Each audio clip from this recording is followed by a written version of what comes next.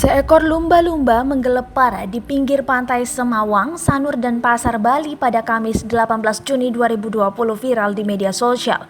Dalam video yang dibagikan akun Instagram @jack.bali, lumba-lumba tersebut tiba-tiba menggelepar dan membuat air di sekitarnya keruh. Setelah beberapa menit, lumba-lumba nampak tenang dan mulai berenang menjauhi pantai. Kasubag Tata Usaha BKSDA Bali Pramono Meruwanto mengatakan pihaknya sudah menerima adanya laporan tersebut. Lumba-lumba itu awalnya tersangkut tali jangkar kapal nelayan sehingga lumba-lumba panik dan menggelepar untuk melepaskan diri. Sementara air yang keruh bukanlah disebabkan oleh darah, namun keruh karena pasir pantai.